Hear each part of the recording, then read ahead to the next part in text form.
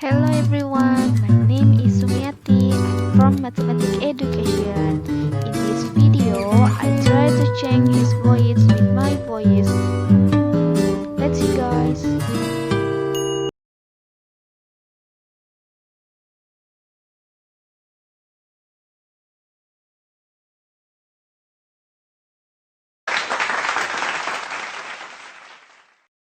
26% on the national report part that the percentage you below for 12th grade for the sub-fraction in math. In America we had everything as an exceptional country. But the 26% sounds exceptional to you? Raise your hand if you think as the country we need to do way better than that. I'm with you. We all need math.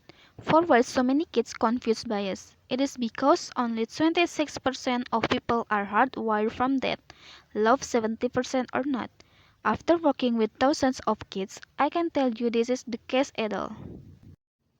Kids don't understand math because we've been taught a dehumanized subject. But if we make math human again, it will start making sense again. You're probably wondering how is math in every human in the first place. So think about it. Math is a human language just like English, Spanish, and Chinese because it allows people to communicate with each other.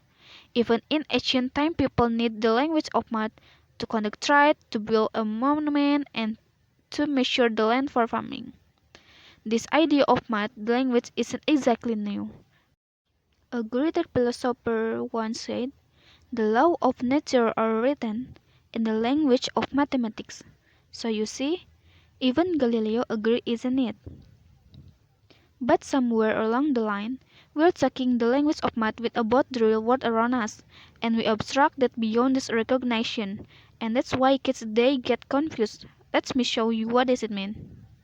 With this third grade California math standard, and people make sense when 8 years old. Understand the fraction 1 over b as the quantity formed by one part when a whole is partitioned into b equal parts. Understand a fraction a over b as the quantity formed by a part of size 1 over b. And if you give this description to an 8-year-old, you probably get reaction like this. To a math expert, this standard makes sense. But to a kid, it's an absolute turtle. I tell this example specifically because the fractions are the foundational to algebra, trigonometry, and even calculus. So kids don't understand fraction in the elementary middle school because it right way to ahead them in high school. But there's a way to make subtraction simple and easy for kids to understand. Yeah, just remember that math is the language and use that to fear damage.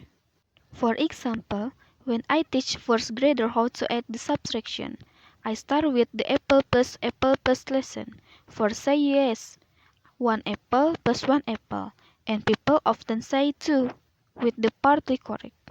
Half of them include the word as well as with the math of the language, but not just two, it's two apples. Next is three pencils plus three pencils. You all know that pencils plus pencils, this pencil. So everyone, how many pencils? 5 pencil is right. And the K is your include the wall. I try to submit with my 5 years old niece in Mon. After this 8 pencil and pencils. I asked her, what's 4 billion plus 1 billion? And my aunt overheard in the distance. She called and said, are you crazy? She has been kindergarten. How is she supposed to know what 4 billion plus 1 billion? I'm done it. My niece Vanessa's counting, looks up and says 5 billion? And I says that's right, it is 5 billion. My aunt stood ahead on that because she didn't expect that from the 5 years. But all you have to do is take the language approach and not become intuitive and easy to understand. Then I asked her a question that's kindergarten definitely not supposed to know. What's one third plus one third? And immediately she answered 2/3. Such wondering, how can she possibly know that when she doesn't know about the nominator and denominator yet? You see, she wasn't thinking about nominator and denominator. She solved the problem this way, and she used one apple plus one apple as her analogy to understand one third plus one third. So even a kindergartner can add subtraction. You better believe that every third grader can do it as well.